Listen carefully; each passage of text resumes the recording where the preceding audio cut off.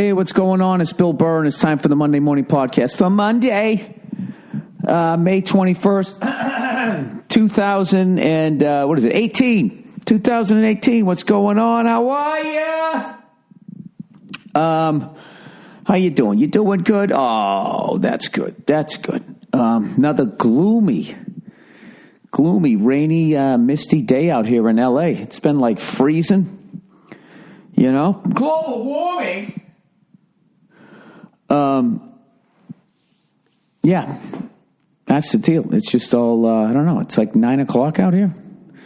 9 o'clock. It feels like it's fucking 6 in the morning over there. This is one of these days. It's like, how am I going to get anything done? Second, it's all cloud. The sun, man. There's something in the sun makes you want to get up and do stuff, man. All of a sudden, it's a little bit overcast, and that your internal clock is like, hey, man, well, like maybe we should just like lay down and like do that tomorrow, man. How anybody gets anything done in Seattle is fucking beyond me. Or San Francisco, for that matter, even though I lucked out with all this great weather when I was up there. But Jesus Christ, you must just get used to it. You know? If you're successful in, like, Seattle, you got to be able to be successful anywhere, right? I was speaking of that shit. I was watching this thing on the 90s, right? After my wife was watching... she was watching the royal wedding. I came back from San Francisco. By the way, thank you to everybody who came out. That was an incredible week. I had such a great time up there. And I ate and drank too much, so now I'm back on the food and the booze wagon. I'm on the elliptical, turning it all around. On the road, Billy Boozebag. At home, fucking Father O'Malley. Well, that's probably not a good thing to say, huh? Catholic priest. What am I trying to say here? So I come back, you know, I'm all excited to see my wife and kid, and I come home, and she's watching that royal wedding, which was literally the whole fucking wedding. Oh, my God. I felt so bad for the fucking guy. Whoever it is, Harry. You can't just get married. It's got to be all of that. You know, everybody all dressed up in their crazy hats and shit. It looked like the fucking Kentucky Derby meets like medieval manor. The only thing was missing was Jim Carrey's character in that Cable Guy movie. Down, down, down. Blah, blah, going down when they were there at that fucking, you know, that theme restaurant there. Whatever. I'm happy for both of them. They filed love and they're together. Jesus Christ. So she watched the whole goddamn thing. And so she's upstairs. So I was like, okay, I'm going to go unpack downstairs. We got a TV downstairs. So I go downstairs. And in the process was me unpacking. She came downstairs because she wanted to hang out with me. And she turned on the wedding down there. And I believe I yelled into a thick bathrobe. I was just like, Jesus fucking Christ, it's on TV! What did you say? I said it's great to be back with you and me. So I walked in there and I just was like, I know, I'll just slowly walk out of the room. And I got all the way out of the room and closed the door to within 2 inches. And she was like, where are you going? It's like, gonna go upstairs. She's like, well, I wanted to hang out with you. It's like, all right, well, I can't watch this. She goes, it's almost over. So I went upstairs and, you know, I don't know. I get her watching that. That would be like, but that the royal wedding would be like me trying to get her to watch, I don't know, some Hall of Fame induction ceremony after she's been away for 5 days, you know? I had a hilarious thing happen to me up when I was in San Francisco, right? So I'm eating like an asshole. I went to this Vietnamese restaurant. I never eat Vietnamese food. I don't know why. I'm a creature of habit. I'll eat sushi and I'll eat like, you know, Chinese food. And I'll eat Indian food. Oh, I'll dance all around that continent. But for some reason, like Vietnamese food, you know, I'm like, I don't know about that. I don't know. Thai food I had a long time ago, and I got food poisoning off it, so I can't eat it for like 10 years. And then also I always get the same fucking thing. Because the menu's just overwhelming because I don't know what anything is, and I don't want to make a mistake. So I always get the, what the fuck is it called? I don't know. Nia knows what it is. And she goes, "You're going to get this thing again?" And every time I get sushi, I get the exact same sushi. Spicy yellowtail hand roll or something else and a salmon avocado. Some edamame, right? You get the same thing every time. I know I do. I realize that. I got these things. They work for me. I'm afraid to venture into other parts of the menu. You got me, right? So I'd never had Vietnamese food. So I was like, the whole thing was like, what is it?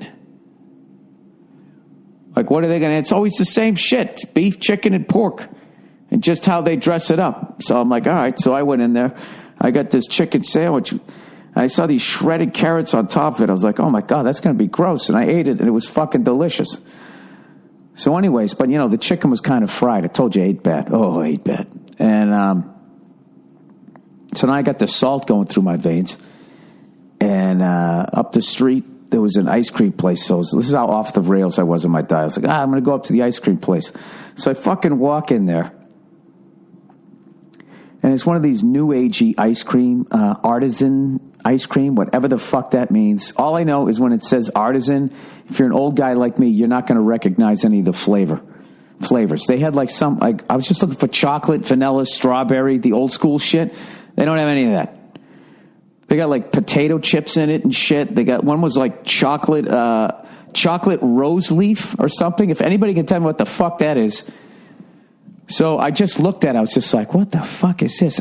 Wasn't there an ice cream store around the corner? Well, I'll go to that one. Maybe that's an old school one. And I walked into that one. Same shit. They had 6 flavors. I couldn't remember any of them. Today, if you had a gun to my head. So I say to the lady, I just go, hey, do you got mint chocolate chip? She goes, no, it's not in season. I was like, what do you mean it's not in season? And she turns around. She's like, Megan, when's mint chocolate chip going to be in season? And the lady comes up. She's like, I think July. How fucking ridiculous. In season? It's like you're serving ice cream. This leads to diabetes. This is poison. Your body doesn't need this. There's a lot of studies out there right now that are saying sugar is a carcinogen. That's just what the fuck you're serving people. Whoa, but it's fresh. This is in-season cancer, right? So, you know what I did? I was like, fuck this. I just walk out.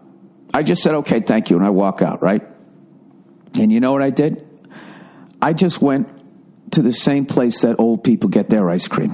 I went to Walgreens. I went to a pharmacy, right? And all you got to do is find wherever the photomat developing place is. And you see about 8 old people there with like Insta fucking cameras, whatever the hell those things used to be. And right to the left of it or to the right of it will be ice cream. And I went there and I walked right in. I saw Haagen-Dazs mint chocolate chip. I bought a whole fucking pint. I didn't want it. I just wanted a small cup. So I bought the whole pint. And I was so fucking tempted to walk back to that ice cream store. I'd be like, hey, ladies, it's in season. But I didn't. And then I went back to the hotel room, and even though I was good after eating like a third of it, like I didn't have a freezer or anything, it was going to go bad. And my mother taught me not to waste, so I plowed through the whole thing, ate a pint of ice cream in like the middle of the day, and my body was just like, all right, dude, this is what we're doing, and I couldn't get out of bed for like the next fucking 3 hours. Sugar went through the fucking roof, my unnatural sugar, evidently. What season is sugar in? When is sugar in season is what I should ask. So there you go. All right. If you're old and you need ice cream, you want some ice cream, at this point, I would suggest going to the grocery store or going to a pharmacy, drugstore. They have the old school chocolate, vanilla, strawberry, mint chocolate chip, butter pecan, all those old ones. Okay? And I don't want to be a fucking asshole old guy, so I respect the young people and their new crazy flavors. You know, where they take other desserts and they stick it in there. You know, like candy bars and brownies and shit. It's just like, it's fucking redundant. Although I will smoke a cigar and drink some smoky scotch. So I don't know. I don't know what. Anyways, I guess that was my, what's the deal with ice cream sort of story. Speaking of ice, because I've become friends with Josh Adam Myers, the host of the goddamn Comedy Jam, he's a good friend of mine. He somehow has me rooting for the fucking Washington Capitals, you know, every year in the playoffs, right? Obviously, if they're playing my Bruins, I don't. Okay? But, you know, so he can, you know, feel what it's like to win a championship. So I can put a little sparkle in his eye. And now he has me watching this fucking team every year. And I was sitting by myself yesterday. You know, if you haven't been paying attention to the series, the Lightning lost the first two games. Capitals won the first two games. And my buddy was all excited. And I said, hey, I don't want to be the guy raining on your parade, but we beat them pretty easily in game one. And then they just shut us down and ran the fucking table. So I think I'd wait till I was at least up 3-0 before I got excited about beating the Lightning, right? So they won the first two games, the Capitals did. Then the Lightning won game 3. They won game 4. And yesterday I'm sitting down watching game 5. Watching this adopted team that's going to break your heart every year. And I was by myself and I literally said to the TV, you know, after the Lightning scored yet another goal, I just say, hey, fucking Capitals every goddamn fucking year. And I was just like, what am I doing? There's supporting a friend, and then there's just, you know, standing in line for an ass kicking for no goddamn reason. So, and how about those Vegas Knights? Jesus Christ. Making short work of the Winnipeg Jets. What do they got on that team? I know they got the Flower from Pittsburgh between the pipes. I guess he's playing fucking unbelievable. They got a bunch of old wily veterans coming together. I don't know. Every time I picture that team, it's like an over 35 league game, you know, within the NHL. But good for them, man. It's going to be funny, you know, the first year they don't make the finals. How their fans are going to react to that. They're going to be so goddamn spoiled. In the history of the 4 major sports, has this ever happened? Has an expansion team in their first year ever, I got to look this up, ever made it to like the equivalent of the Super Bowl World Series type of shit? Okay, has an expansion team ever made the finals? Okay, now they're going to say, well, the Vegas Knights did it yesterday.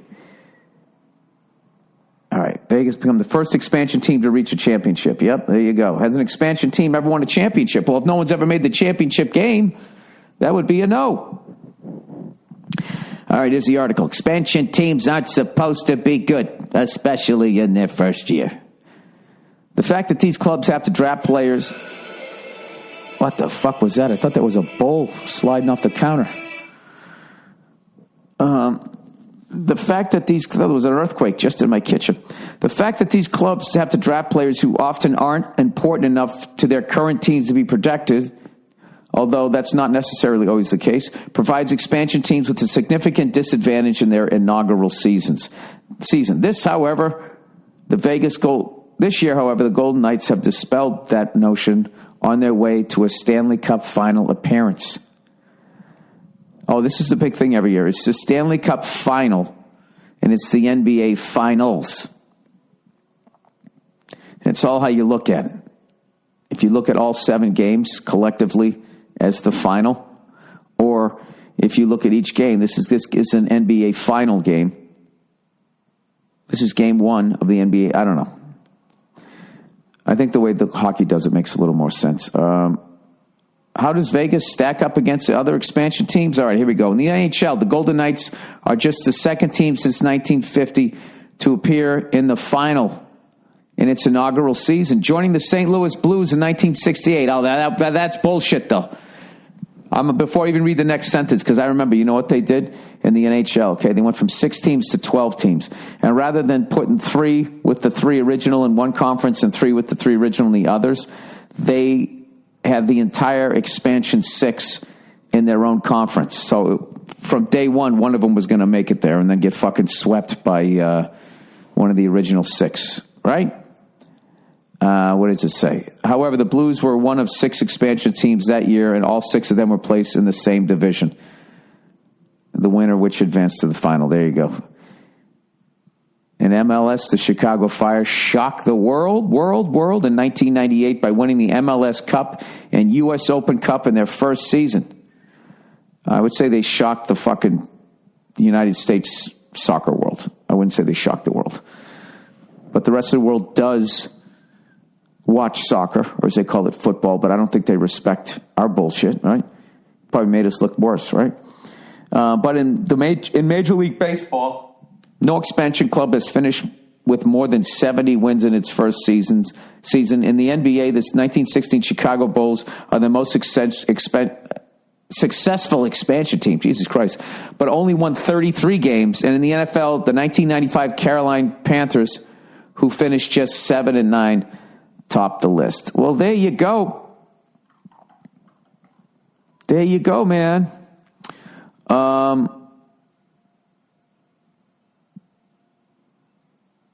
After a disappointing career at Tampa, Brett Conley redeems himself as a Capital. Is that next Capital game tonight? Is that what you're telling me? Yeah, it's 3-2, 8 p.m. Eastern time. Oh, and the Boston Celtics. Jesus Christ, the series is so fucking long. They played the first 2 games, and there was like a 9-day layoff, which I think helped old Cleveland, I would say. A bunch of my buddies were all excited, like, dude, I think the Celtics are going to win in fucking 5. Dude, they're going to sweep them. And I'm just like, I don't know. I was just like, they need to win game 3. Because if they lose game 3, then it's 2-1, and then all of a sudden, Cleveland can tie it up. And that's the fascinating thing about a 7-game series. Like, if you're up 3-1, you're like, dude, we're in the driver's seat. The second you lose game 5, the rest of the series, 6 and 7, the pressure's on you. Can they close them out? Can they fucking close them out? So I was joking with a buddy of mine who was a Cavalier fan. He said, before game 3, saying, you guys look great. And I said, I won't be comfortable till we get that 4th win against you guys. And once again, you saw what made LeBron fucking so great. Because he did in that game what a lot of people with half his skill won't do, which is pass the fucking ball. And he got all his fucking teammates involved. And anybody can draw that up on paper, but this guy actually goes out and does it. And, so now we got the great Brad Stevens. He's got to figure out a way to come up with some sort of defense if that's what LeBron is going to do. But this series is far from over either way. And I'm going to die another 1,000 deaths tonight watching the goddamn game. Drives me fucking nuts, man. It drives me nuts. Sometimes you ever get like jealous of somebody, like as much as like the Cleveland sports fans, like the Cleveland Browns fans, like bitch, moan, and complain about never winning a Super Bowl or anything like that. It's just like, there's no surprise that you're not aging watching them suck. You're just like, yeah, they fucking suck, blah, blah, blah. It's over. It's hopeless. But if you have a team that makes the playoffs, they give you hope. And you fucking every time they get there, you fucking believe it. And you get all excited. As much as the Celtics, people would say, have tremendously overachieved, if they lose this series, it's going to be devastating. And I always as I've gotten older, I always just think to myself, why do I give a shit? Why do I give a shit? Like the stuff I have to do when the game is on, like where I have to go mentally so I can just handle sitting there. Like I don't get how people can just fucking sit there and watch it. I have to go into the other room, I got to start paying bills and stuff while I'm watching the game. I have to have another activity so I'm just not sitting there watching the fucking game, losing my mind. But anyways, as much as that, we got our asses whipped in Game 3. You can't get mad at greatness. And that's what I think you saw with LeBron. So, who knows? Celtics, obviously, if they went tonight, we'd be up 3-1. That would be a hell of a hole for Cleveland Cavaliers to try to dig out of. We shall see what happens. And I'm going to watch my surrogate fucking Capitals tonight. We'll see what happens. Well, no, wait. I'm going to watch the Celtics, and I'll be flipping back and forth. The fucking Lightning, man. They just give you the old right there for it. What did they score 17 seconds into that game? There you go. Bam. They fucking knock a goalie right out of the game before you even get your goddamn first beer. They got a bunch of snipers. All right, let me read a little bit of advertisement for this week. Anyways, but this is my last big push here as I slide into my fucking 50th birthday here, where I got myself in great shape, but I think I peaked too early. Then I had that bad week in San Francisco, so now I got to have a perfect week just to get even with what the fuck I did last week. And but I think I'll be all right. Come in right around 170. I'll look all right. At least when I cry, when my 40s are over and I look down at my stomach, it won't be as big. And that'll be uplifting. Does that make sense? I don't fucking know. All right, ZipRecruiter. Are you hiring? Well, are you? Posting your position to job sites and waiting for the right people to see it? Whew. What do you do while you're waiting? ZipRecruiter knew there was a smarter way, so they built a platform that finds the right job candidates just for you. Old Zip learns what you're looking for, identifies people with the right experience, and invites them to apply to your job. These invitations have revolutionized how you find your next hire. In fact, 80% of employees who post a job on ZipRecruiter get a quality candidate through the site in just one day. And ZipRecruiter doesn't stop there. They even spotlight the strongest applications you receive so you never miss a great match. What if somebody's lying on their resume? Sorry, I just didn't want to bring up the fly in the ointment. The right candidates are out there. Oh, Zip is how you find them. Businesses of all sizes trust ZipRecruiter for their hiring needs. Right now, my listeners can try Zip for free. That's right, free. Just go to ZipRecruiter.com/Burr. That's ZipRecruiter.com/Burr. One more time. Hey, Zip. Recruiter, man. The smartest way to hire. All right. So, anyways, old Freckles. Laying off the fucking booze. Do for Freckles. I'm actually seriously considering getting rid of my bar. Can you put like half drank? What the fuck is that? What's this music? It sounds like the beginning of like a movie ripping off what's that Eddie Murphy movie? Axel Foley? Boom, boom, boom. What do you think was playing other than the original porn? It's actually a highlight for the Vegas Knights. Vegas will play the winner of the Capital Series. That's on Sports Illustrated. If you'd like to have that as a ringtone. Boo boo. Let's see what this one sounds like. Oh, this is the old guy chasing the woman to the train. I saw this woman. She was beautiful. I had to talk to her. Like you could do that in fucking real life. See some woman on a platform and then start running towards her train. You know? How do you not come off as a creep? You can't even be walking briskly. I would think that alone would freak a woman out. Like, what the fuck is this guy doing? You don't ever want a stranger walking briskly towards you. Anyways, that's just my opinion. It's just my opinion, people. That's all this fucking podcast is. It's just my opinion over and over and over again for 60 goddamn minutes. And you just got to sit there and take it. Or you shut it off. That's always an option. You could do that. Instead of sitting there playing the victim, and writing a blog about it. I was so mentally abused by the Monday morning podcast, I couldn't reach up and hit stop. All right, so I've been downloading a bunch of fucking like late 70s and early 80s. Let's talk music here. I was watching something. What's his face there? The lead singer he was in Black Flag. Whoops, Jesus Christ. Didn't mean to say that. Black Flag. The fuck is his name there?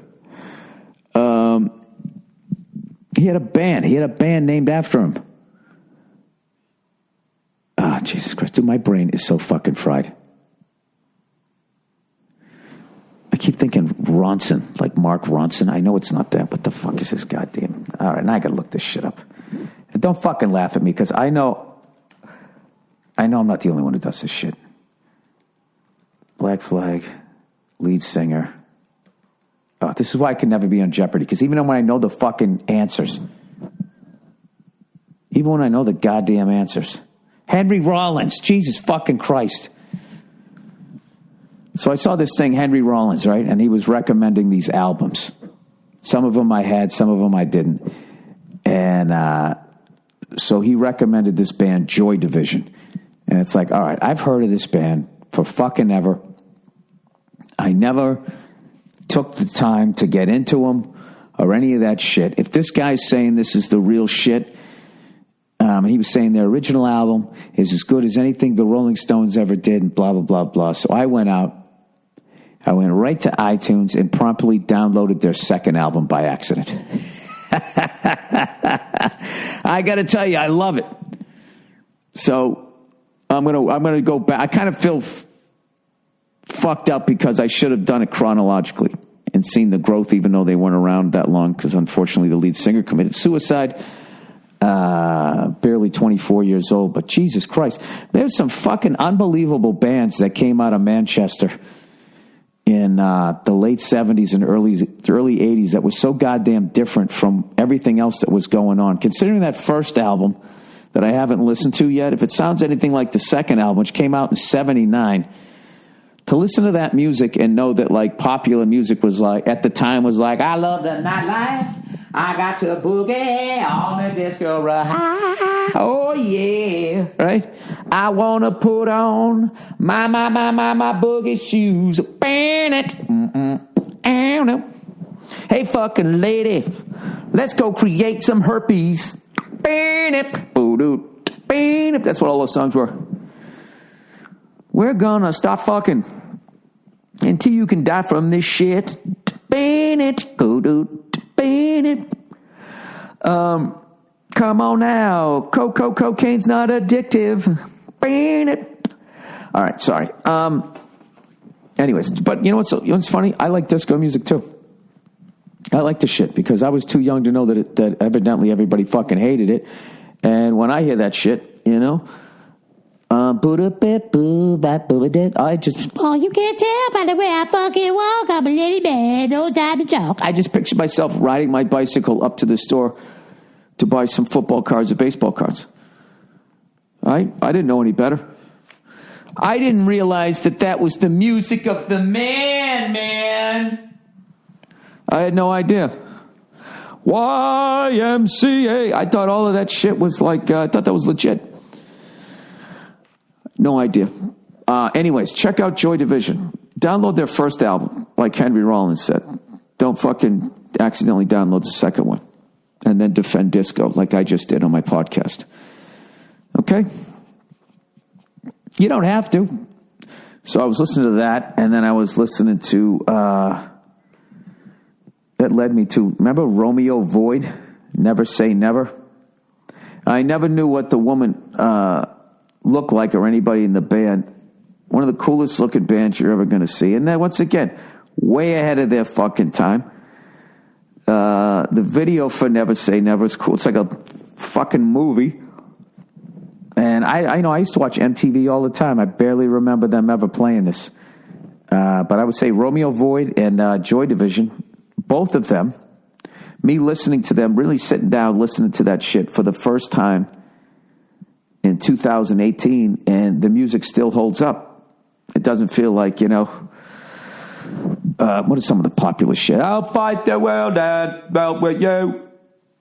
That's not a bad song either, right? Something, you can't objectively look at any music that was out when you were growing up. You know what I mean? Because there was like, oh man, I remember when this song came on. That's the first time I got hung on a doorknob by my underwear by the upperclassmen. You got all these great childhood fucking memories. I remember that. That's that time that fucking teacher locked me in the closet because he had to go do something. He didn't have time to like fucking, watch me during detention. Oh, I remember that. I remember that day. That was a day that fucking... All right, I don't want to get into all that shit. Anyways, check them out if you get a chance. I guess that was the point of all that. The point of all that was to check those people out if you have time. If you don't, I understand. Just keep listening to the shit you listen to. I kind of noticed that when I went to that Giants baseball game last week. Like there was a couple of guys that came to the plate and they would just listen to this. Remember that new metal and some of that horrific shit that came out in the early 2000s? When they tried to combine rap and metal. And then everybody would be up there playing instruments, and then there'd be that one white kid running around. You're like, oh God, is he going to start rapping? Please God, don't let him start rapping. That is the one amazing thing about that style of music. That was the one style of music that white people, as much as they tried, just could not steal it. I'm not saying that Eminem and some guys like that haven't been tremendous, but that is one. It was just, I don't know what it was. White people did their best. And then there was that whole gen, and the music was so good that white kids got into it, and then they did, hey man, we ought to put that in our band. Yo! It just didn't work. It just didn't work. There was a lot of stuff from that time that just fucking didn't work. I remember slam poetry. Oh my God. Jesus Christ, that was just like...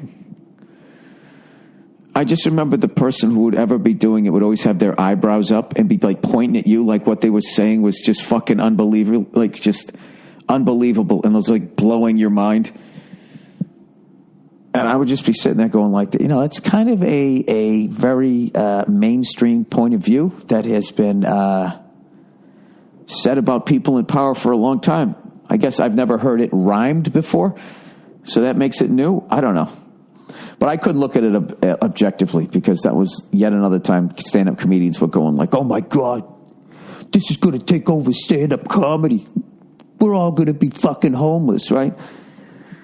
I told you guys about that time when, in Massachusetts anyways. Do you remember karaoke? They still have karaoke, right? Which I know a lot of bands were nervous that was going to end people going to see live music, because some plumber was going to be standing on stage going, just a small town girl living in a lonely world. Like people at that point were going to be like, I don't think I need to see this generation's Freddie Mercury because I can watch the guy who just plumbed my fucking toilet sing Journey. Think I'm all set on professional musicians at this point. Thank you, karaoke, but you know how it is. You live in fear. It's what it is. People live in fear. So anyways, there was something that came out. It was called karaoke. And basically people in the restaurant or whatever would go on stage and there'd be a teleprompter and they would just read a joke. Like, two guys walk into a bar and the bartender says, dabba dabba dee, blah, blah, blah, blah, blah. Hey, I didn't know that. I would have fucking done it an hour ago. And then they couldn't teach timing, right? But we were all convinced, like, dude, karaoke, it's going to do to stand-up comedy what karaoke did to live music, which was absolutely nothing unless you were in an incredibly shitty band. So one time we were, I know I've told this story before. This is for the new listeners, all right? So one time I was doing this gig somewhere in New Hampshire. It was upstairs at a bar. It's a 2-story bar, okay? People take drinking seriously in New England. 2-story fucking bar. And there was plenty of room to add on to the bar. It wasn't like, it was this densely populated area. I don't know, this guy was just building up for whatever reason. So we're on the 2nd story of this fucking building, and across the street is this little carnival. And all I remember was, that Viking ship ride you get on it just basically, it's like a giant swing going back and forth, but you're on that giant boat. So that is basically right outside the windows on the 2nd floor of this bar. And there was screen windows, too, because it was the summer, and I guess this place must not have had air conditioning. And all I remember was standing on stage, bombing, and all I could hear was the people screaming on the ride. So my set, it turned into like my own little horror film. And what was funny was the boat was not like parallel to the bar. It was like pointed at it, and it looked like it was going to come right through the fucking window, and then it would go up. I remember the guy I was looking at was saying, it's very phallic looking, right? And I was dying laughing because when the underneath of the boat was coming up and going back, it looked like, that ridiculous shot in porno where just in case you think he's really not putting it in there, they make good and goddamn well that's what's happening. I always wonder if, like, the porn stars can feel the heat of the lens on, like, their ball bags and fucking hoo-has. Maybe that's why they shaved their pubes, because they got sick of them lighting on fire during takes. I don't know. I've never really seen a behind this. Actually, I did see a behind the scenes of a porno recently, of a former porn star, of this guy getting into the world and then wanting to get out of it and staying in it for 20 fucking years. And I watched the whole thing right up until when he decided to get out of it. And then the next one was him at Bible study. And then I shut it off. I was just like, all right, I don't want to watch this part. Reminding me that I'm a piece of shit and I should probably, look at Bible studying or something. I don't know what the fuck it is. There's just something that always wigs me out about that. You know what I mean? Because even you can sit there and be like, hey, man, like that stuff doesn't exist, man. You also think, hey, well, what does exist? These are the ramblings of a guy turning 50 going like, do I need to hedge my bets and start going back to church? But wouldn't a higher power know, like, this guy's not totally buying into this shit? What is he doing right now? Is he practicing some sort of sticking pattern on the church pews for when he plays drums later on today? That's not very respectable. All right, let's do some reads here for this week. Grass-fed versus grass-finished. Dear Billy, beef breath. Recently on your podcast, you did an ad for your new sponsor, Butcher Box. By the way, I tried that pork that swine that they sent me, and it was I didn't realize, like, the original pigs that came over here before, I guess they were all mixed with these other pigs. It's very like white supremacy, the way they have like the pigs and dogs, like purebred and all that. Well, these purebred pigs, like you gotta prove to their DNA that these are actually, I don't know what, pigs from fucking Liverpool. I have no idea. All I can tell is that, I bought into the hype, so I don't know if that affected my taste buds, but it was one of the best pork chops I've ever had in my life. So hats off to Butcher Box. Anyways, he said you didn't know what the term grass-finished beef means. It means they are giving you the real thing. A lot of restaurants these days tell you they serve grass-fed beef, and they usually charge more for it. The term used to mean exactly what it sounds like, but it's all gotten watered down,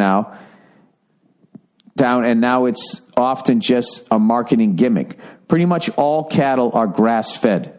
They are fed grass pellets, hay, or if they are lucky, they get to spend their lives happily grazing in a pasture.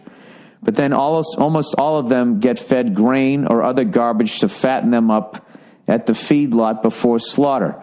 Grass finished, however, means they eat grass right up until the very end. I learned this little bit of trivia when I was working as a travel writer in Hawaii. I wanted to pass it along because I figure I owe you. That's pretty cool. I started listening to your podcast and Joe Rogan's podcast because I frequently had long drives by myself to get to remote areas of the various islands, and a person can only listen to so much Hawaiian music. That's hilarious. Thanks for keeping me company long drives. No problem. In case you've never been to Hawaii before and are questioning my comment about long drives, the Big Island is about the size of the state of Connecticut. I didn't know that. And since there are no direct routes, it takes more than 2 hours to get from the Kona side of the Big Island to the Hilo side, where the volcano is currently erupting. You know, the bright side of that volcano erupting isn't it creating more land? You know? Well, thinning out the population, evidently. Here's a link about the term grass-fed so you can verify for yourself. But it's a long article, so probably not something you want to read on the podcast. Dude, if it's a short article, it's not something I want to read on the podcast. God knows I'll fuck that up. How scary is it to not only live next to a fucking volcano, but to be like on a goddamn island? I mean, the only thing that I've seen that has been not like a little more relaxing is how slow the lava's been moving. After it sort of erupts, so you still want to be near it where, spitting up like a fucking toddler, right? Let me read up on this shit. Hawaii volcano. What is the latest? Hawaii volcano warning of toxic gas plumes. Lava spews lays of toxic gas and glass into the air. It's spewing glass. Did people throw their fucking soda pop bottles down there? Or is that some chemically way that all of those minerals with that level of heat turns into glass? Lava, acid rain, VOG, sulfur dioxide, and now lays. New deadly threat emerges. Good fucking Lord. Can you imagine if you're there right now on your honeymoon? You can't tell me that's not an omen. Did I marry the right person? God, give me a sign. Now that could mean, that could actually mean a good thing, right? But the eruption, it's going to fuck your brains out. I don't pretend to know. Okay, first it was lava, then acid rain, and VOG. What the fuck is VOG? Am I so far behind the story people know what VOG is? VOG.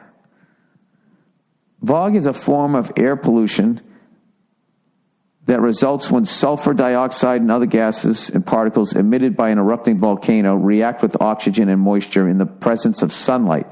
The word is a portmanteau of the word volcanic, smog, and fog. You mean the smoke that comes out of a volcano? They call that VOG? The term is common in the Hawaiian Islands. All right. VOG is created when volcanic gases react with sunlight, oxygen, and moisture. The result includes sulfuric acid and other salt. Jesus fucking Christ. Those poor people, man.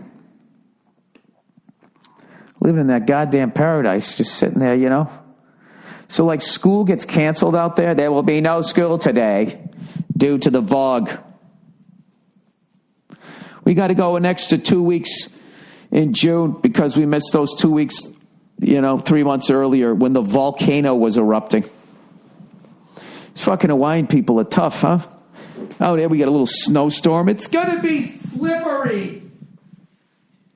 You could slip and fall and break your tailbone. And then on the other side, they're sitting there going, oh, really? Now, we could burn to death. Be vaporized, right? We go outside and breathe in poison. So what the fuck, what is everybody doing out? Like, how poisonous is it?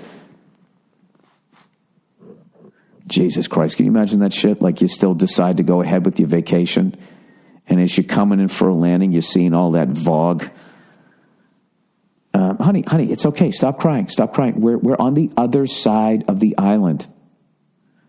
Okay? It's just, honey, it's just lava. Okay? It's just lava and a little bit of poison gas, and it's currently still happening. Other than that, I mean, it's going to be fine. You're going to be sitting on the beach with a lei around your neck and a gas mask on your face, taking a big gulp of oxygen before you lift the mask and take a sip off your straw, drinking out of a coconut, just like we planned. Come on, this is our time. Come on, we're going to start a family. The whole thing is ruined. First, I couldn't find my shoes, and now a volcano's erupting. I just want to go home. All right. Hey, stay strong, Hawaii. I don't know what else you do. I always thought, well, if you're near the ocean, the lava comes, you just stand in the ocean. Then the sharks come and get you, right? I mean, there's just no way to fucking do it. I don't mean literally stand in the ocean. I mean like fucking, stand along the beach. Frolic in the waves. As you watch your retirement fund in your house burn up in flames. Did anybody else see that footage of that lava just kind of going across the street right towards that white car?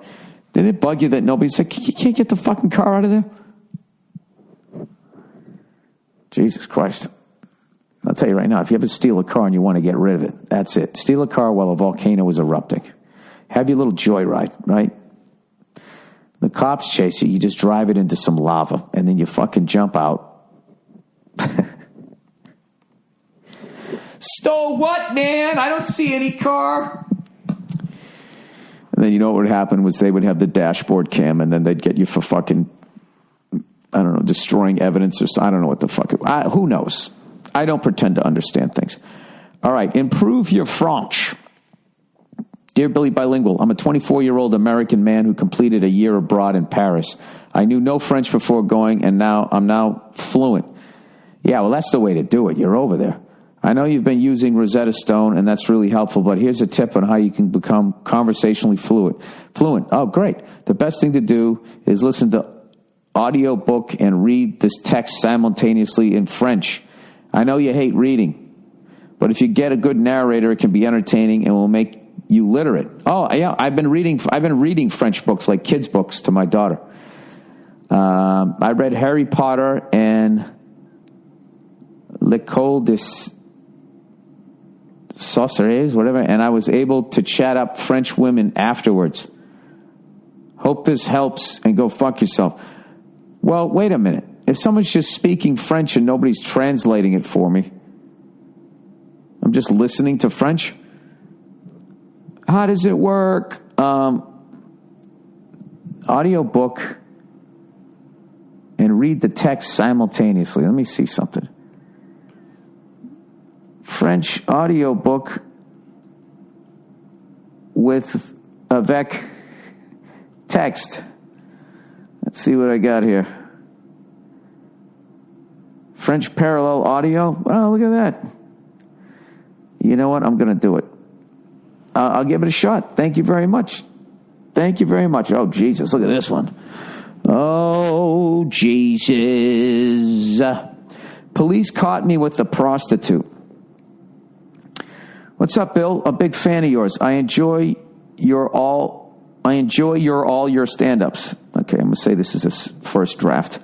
Your Netflix originals, especially F is for Family. Thank you. And your interviews on YouTube, mostly the ones on Conan. I'm 28 years old, single, no kids, live alone, kind of a loner. I smoke weed. I work midnight at a gas station. All right, let's do this again. 28 years old, single, no kids. I live alone, kind of a loner. I smoke weed. I work midnight at a gas station. I never go out. I don't drink. I don't do any kind of clubs or hardcore drugs.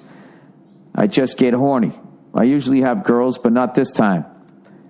I fucked it up with every girl I was talking to. Somehow I managed to be rude by asking them if they enjoyed giving head. Oh, boy. I got to say, man, I got caught up in some bullshit. Tomorrow I have a trial, and I'm a little nervous. I have to get a court-appointed attorney. I don't trust anyone, though. The lawyer I was supposed to have wouldn't stop asking me for money when I told her I have it in 3 days. I don't lie. I'm honest as fuck. All right. I always get nervous when people say I don't lie. Anybody knows me knows I tell the truth. I didn't do that. All right. So basically what happened, I got pulled over by the cops telling me straight up they saw me talking with a known prostitute. For sure, it was a sting operation, even though she showed me her tits. She was cute. Too cute, if you ask me. A little too cute. So she got in my car and asked me what I wanted. I told her, but she wanted more money, so I said no thanks. She got out, and I decided to go home. I pull out into the street, and literally not even 30 seconds later, I see lights come on behind me. Luckily, I didn't go to jail. They gave me a ticket and impounded my car, though. All right, so what's the problem? I've been bullshitting my mom. I told her the car's in the shop. I thought you said you don't lie and that you're honest as fuck. Anyways, I had to spend $2,000 to get it back, but it was in my mom's name, so I had to come up with another lie. I thought you said you didn't lie. You're honest as fuck. And I was trying to sell the car, even though that makes no fucking sense. What? So I needed paperwork stating she was my mother, giving me permission to retrieve my car from the county clerk's office and have it notarized by the bank. I know, Bill, I don't lie. If I told my mom she'd probably die. All right. So we kind of covered his tracks there. No joke. I'm the youngest of 5, all fuck-ups, all boys. I'm supposed to be the good one, and I am. I was just being stupid. I think the only thing that's worrying me is the fine. Probably like $5,000 to $10,000. Oh, well. Thanks for the time to read this. By the way, I'm going to say where you live. I have tickets to your show. Can't wait. Anyways, thanks and go fuck yourself. All right, well, she's probably going to find out. I would just tell her. I'd just tell her. Just say, listen, I fucked up. I fucked up. She's your mother. She'll forgive you, right? I don't know. I think I would be more worried about the $5,000 to $10,000 fine than your mom not loving you anymore. All right? You fucked up. You made a mistake. Everybody makes mistakes. I make mistakes. You made a mistake. It's what the fucking life is. You make mistakes. You learn from your mistakes. You move on. You try to do better. All right? That's it. I've said it for a long time. If people were cars, we'd be recalled. There's a reason the world is so fucked up. It's because humans are running it. Okay? We're just smart enough to be fucking morons. All right, good luck to you. My friend's dad wants to pay me to get naked. Jesus fucking Christ. Okay. Or the last one. Girlfriend and best friends graduating same time, different places. Thank you. A nice sitcom trope I can finish with here. I got 2 dates in one night. All right, let's get through this one. My friend's dad wants to pay me to get naked. Oh, Jesus. Hey, Mr. William Frederick Burr. Hope you're doing good. Big fan of the podcast and all your other shit. Keep doing what you're doing. I'm a 24-year-old guy from the UK. Okay, the UK. Until recently, I've been working behind the bar in the local pub where my friend's dad would drink regularly. I met him a handful of times over the past 10 years or so as his son is one of my best friends. He's about 70 years old and a very devout Catholic. That's not a good characteristic. Who has also worked at the church in some other capacity or another. I shouldn't blame the whole religion. Okay. Because maybe he's a good guy. All right. I've always got a weird vibe from him. Oh, boy. And he started to seem even weirder. Oh, Jesus. After seeing him multiple times in a week. He was giving me big tips, which is rare in the UK, and he would cup my hand with both hands for 10 seconds or so when he gave the money to me. He'd stare into my eyes saying all this weird complimentary stuff about me like, "You're a very good ball man. And you'll go far." Sorry with the bad accent. So I started to feel something was off about this guy. Oh, God. This is like when Quint slid into the mouth of the shark. One day, after a few months of generous tips from him and general weird encounters, he had about 5 large glasses of red wine and got pretty drunk. As I was walking around the pub collecting glasses, he called me over to him and pulled me to one side in a dark, dimly lit corner. He hushed his voice, and got really close to me with his putrid breath wafting into my nose and said something along the lines of, "Right, I have a proposition for you. First off, I just want to make it clear that I'm not gay." Oh, Jesus. I'm not gay at all, right? But what I want to do, what I do have is an appreciation for the male form. I can't keep doing this accent. What I do have is an appreciation for the male form. I used to have a boy who I would pay 150 pounds, which is 200 or euros. That's 203 American. Really? To allow me to look at his naked body a few times per week. I wouldn't touch him or force him to do anything. He would simply get undressed, and I would appreciate his body and pay him for his time. Does this sound like something you would be interested in? Oh, my God. I immediately said no and was pretty shocked, but I didn't make a scene. I just laughed it off and said, "Sorry, I'm not interested." The next day, he came into the pub and practically begged me not to tell his son and started to give me even bigger tips in the following weeks. I tried to refuse, but he insisted. It was basically hush money. It was like I was wrapped up in some sort of big scandal and being paid for my silence. There was one time where he ran into the pub looking really flustered during a storm. What little hair he has left was all over the place and was stuck to his red, wet, veiny face. Jesus Christ. His clothes were drenched. He was really out of breath, and he ran up to me and said, "You haven't told him, have you?" That's fucking nuts, because the person was probably acting weird or slightly different. "I haven't told him, no," I said. He was clearly really worried about what he'd said, so I couldn't help but feel a little sorry for him, as he's clearly gay and most likely suppressed it his entire life due to him being a devout Catholic. That's what I was thinking. I feel bad for that. I feel, obviously, that you had to fucking have that fucking interaction, but I mean, yeah, that's what this is. This is why you should just let people be who the fuck they are. My gut instinct is to just never mention it to anyone, but a second opinion would be great. Yeah, dude, I wouldn't say anything. He's 70 fucking years old. All right? To his credit, he asked. You said no, and then that was it, and now he's just saying, please don't tell anybody. Anyway, so essentially, I know that one of my best friend's dad is trying to cheat on his mom with young men, so part of me feels like his wife has the right to know, but on the other hand, I don't want to ruin their family. So my question to you is, should I bring it up with my friend? What should I do? Thanks and go fuck yourself. But instead, just have a nice... Thanks and don't go fuck yourself, but instead just have a nice day for me, will you? All right. Sending love to yourself, Nia, and the little baby. Thank you. Looking forward to the new episode's family. Thank you. No, the guy's fucking 70 years old. I mean, what are you going to do at that point?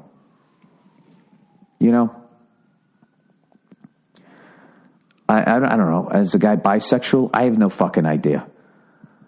All I know is he asked, you said no, and he's left you alone other than panicking that you're going to fucking tell somebody. So, I feel like that's his, if he wants to tell people, that's his thing. You know what I mean? I don't fucking know. I would think that his wife on some level might even fucking know. Who the fuck knows? Relationships are very complex. To just fucking jump in there and think that you're going to be playing the hero when you don't have any of the information, I would just walk away from it. Just walk. That's what I would do personally, Jesus Christ, what a story. I feel like I was watching a movie. All right, girlfriend and best friend graduating same time, different places. Dear Billy, bombshell. My best friend and new girlfriend are graduating college on the same day, and I don't know whose ceremony to attend. I just finished my junior year of college and recently started dating a girl 1 year older who is graduating in less than a week. However, my best friend since I was 5, also graduating college on the same day at the same time, but at a different school. Needless to say, I cannot be at both places at once. I'm not really sure whose ceremony I should attend. I don't want to piss off my new girlfriend, especially because she's way too hot for me. Well, if she's way too hot for you, that's a good thing to try to keep yourself level. Is don't fucking jump every time she asks you to. I don't know. I would go to my buddy's graduation. Just say, unfortunately, they just came at the same time. You know what's funny is a woman would be like, and you're going to choose him over me? And I would never do that. If I was dating a girl for a year and she's like, listen, your graduation is the same day as my best friend since I was 5, before she even got through it, listen, I get it. No fucking problem. Hey, here's a little secret. I don't want to go to the graduation ceremony myself. I just got to get the piece of goddamn paper. That's the only reason why I'm showing up. Don't worry. I'll take a video. All right? Gives a fuck. It's a ceremony. He says, anyway, really unsure I can justify picking a new girlfriend over my best friend, but at the same time, he doesn't give me sex, so there's that aspect. Let me know what I think you should do. I don't think you should operate from a place of fear. I think you should go with loyalty, and you should go to your friend's thing. That's what I would do. If she can't understand it, what are you going to do? Plenty of fish in the sea. All right, false rape allegations ruining my friend's life. Jesus fucking Christ. I hate reading these things because I don't have any of the information. Now you're going to tell me it's a false rape thing, so now I don't know if I'm going to be supporting a victim or if I'm going to be fucking supporting somebody who really did something. Here's the situation. I'm currently in my senior year of college. My graduate. I'm not reading this fucking thing. I'm not reading this fucking thing. All right. Look at this psycho bitch got mad and blah, blah. Now this is all this is what's wrong with the internet right now, is because now I'm going to listen to one side of the fucking story. The woman who you call a psycho bitch is not going to get a chance to tell her side of the story. And I'm going to make a snap judgment and say, yeah, this is a psycho bitch. I just, these are the questions used to be a lot lighter, people. This is some heavy fucking shit. My best friend's dad is 70 and I found out he's gay. Should I tell them or should I keep the secret? At what point did I become qualified to answer this shit? I don't fucking know.